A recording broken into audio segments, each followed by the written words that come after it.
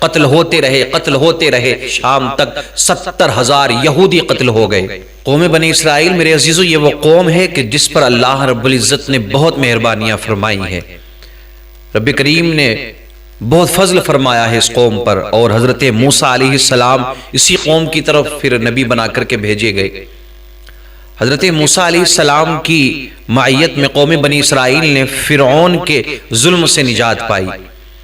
تو جب یہ جانے لگے نا، انہوں نے دریا کو پار کیا، تو جس راستے سے یہ گزر رہے تھے میرے عزیزو، اسی راستے پر ایک ایسی بستی تھی کہ جہاں کے لوگ بتوں کو پوجنے والے تھے، بتوں کی عبادت کیا کرتے تھے، بتوں کے آگے اپنے سر کو جھکاتے تھے، اور جو بت تھے نا وہ اس شکل کے بنے ہوئے تھے۔ ان کا شیف یہ تھا کہ جیسے گائے کی شکل ہوتی ہے، گائے کی صورت کے وہ بت بنے ہوئے تھے، بچھڑے کی مانند وہ بت بنے ہوئے تھے۔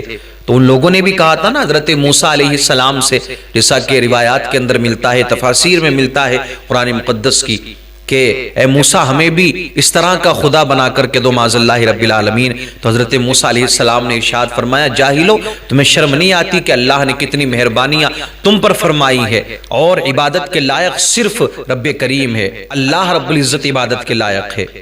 یہ جو بتوں کو پوجنے والے، بتوں کی عبادت کرنے والے ہیں، یعنی قریب غارت ہونے والے ہیں، برباد ہونے والے ہیں۔ لیکن میرے عزیزو قوم بنی اسرائیل میں نا ایک شخص ایسا بھی موجود تھا، بظاہر تو وہ مسلمان نظر آتا تھا، بظاہر تو وہ حق پر نظر آتا تھا، لیکن اس کے دل میں کہیں نہ کہیں بتوں کی محبت تھی۔ وہ انتظار کر رہا تھا، موقع کی تلاش میں تھا کہ کب مجھے موقع ملے اور میں ان سارے لوگوں کو بتوں کی عبادت کی طرف لے کر کے آ جاؤں۔ جب حضرت موسیٰ علیہ السلام کوہ طور پر تورات لینے کے لیے گئے نا، تو آپ نے حضرت ہارون علیہ السلام کو اپنی قوم کے پاس میں چھوڑا، اور آپ نے حضرت ہارون علیہ السلام سے ارشاد فرمایا کہ تمہیں اب ان کا خیال رکھنا ہے، تمہیں انہیں گمراہی کی طرف نہیں جانے دینا ہے۔ لیکن حضرت ہارون علیہ السلام میرے عزیزو تھوڑے نرم دل تھے، سخت مزاج آپ کا نہیں تھا، اور وہ جو سامری نامی جو شخص تھا جس کے دل میں بتوں کی محبت تھی، اسے یہ موقع مل گیا کہ اس سے بہتر موقع نہیں ہو سکتا ہے کہ ان سارے لوگوں کو بتوں کی عبادت کی طرف لایا جائے۔ اس نے ایک کام کیا، سارے یہودیوں سے، سارے لوگوں سے کہ جو اب تک حق پہ تھے، حضرت موسیٰ علیہ السلام نے جو راستے ان کو بتائے تھے، جو طریقہ زندگی گزارنے کا بتایا تھا، جس خدائے یکتا کی طرف حضرت موسیٰ علیہ السلام لے کر کے آئے تھے، سب لوگ حق پر تھے۔ لیکن میرے عزیزو اس نے سارے لوگوں سے سونا اکٹھا کیا، سونا اکٹھا کرنے کے بعد میں اس نے ایک مورتی کو تیار کیا کہ جو بچھڑے کی شکل کی مورتی تھی، اسی سونے کو پگھلا کر ایک مورتی تیار کی گئی۔ پھر اس کے بعد میں اس نے اس مورتی کے منہ پر دھول ڈالی، اور وہ مورتی بولنا شروع ہو جاتی ہے۔ جب وہ بولنے لگی تو سارے لوگ یہ سمجھے کہ یہی ہمارا معبود ہے، اسی کی ہمیں عبادت کرنا ہے۔ اور وہ کہنے لگا کہ حضرت موسیٰ تو دیکھو کوہ طور پر گئے ہیں بات کرنے کے لیے اللہ سے، لیکن اللہ تو یہاں آ گیا ہے معاذ اللہ رب العالمین۔ سارے لوگ تو نہیں بہکے، حضرت ہارون علیہ السلام سمجھاتے رہے، آپ نے کافی سمجھانے کی کوشش کی، لیکن روایات کے اندر آتا ہے کہ ہزاروں کی تعداد میں لوگ اب تک بھٹک چکے تھے، اس سونے اور چاندی کی بنی ہوئی مورتی کو اپنا معبود ماننے لگے تھے۔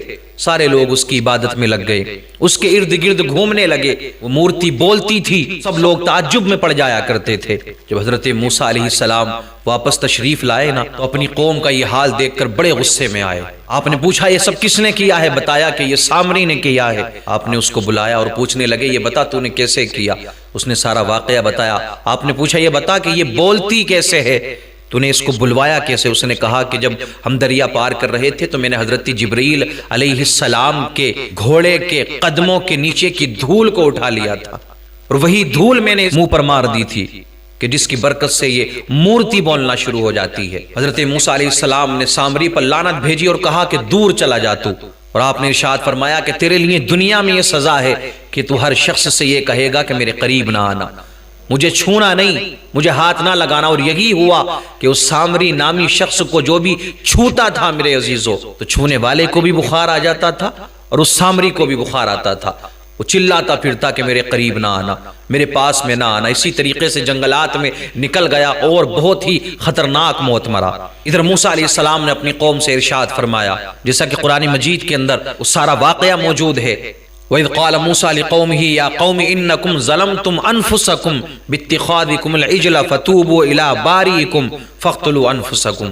ذالکم خیر لکم عند باریکم فتاب علیکم انہ هو التواب الرحیم۔ اور یاد کرو کہ جب موسیٰ نے اپنی قوم سے کہا اے میری قوم کہ تم نے بچڑے کی عبادت کر کے اس کو اپنا معبود مان کے اپنی جانوں پر ظلم کر لیا ہے، اللہ اکبر کبیرہ، تم اپنے پیدا کرنے والے کی بارگاہ میں توبہ کرو اور تم اپنے لوگوں کو قتل کرو، تمہارے پیدا کرنے والے کے نزدیک تمہارے لیے بہتر ہے۔ توبہ قبول کی اور بے شک وہی بہت توبہ قبول کرنے والا اور بہت مہربان ہے۔ میرے عزیزو، بنی اسرائیل کے جنہوں نے بچڑے کی پوجا کی تھی نا، انہیں اس گناہ کی معافی کچھ اس طرح سے ملی۔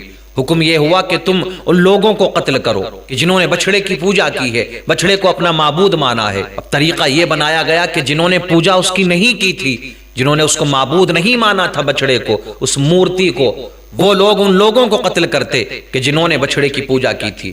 اب سامنے کسی کا بھائی ہے، کسی کا دوست ہے، کسی کا عزیز ہے، کسی کے رشتہ دار ہیں، پریوار والے ہیں، گھر والے ہیں، لیکن یہاں نرمی اختیار نہیں کرنا تھی، یہاں تو حکم تھا نا میرے عزیزو رب کریم کا، قتل کرتے رہے اور وہ لوگ بھی راضی ہو گئے اس بات پر، قتل ہوتے رہے، قتل ہوتے رہے۔ ایک روایت کے اندر یہ آتا ہے کہ شام تک 70,000 یہودی قتل ہو گئے۔ تب حضرت موسیٰ علیہ السلام اور حضرت ہارون علیہ السلام نے رب کی بارگاہ میں دعا کی، التجا کی، اے اللہ تو ان کو معاف فرما دے۔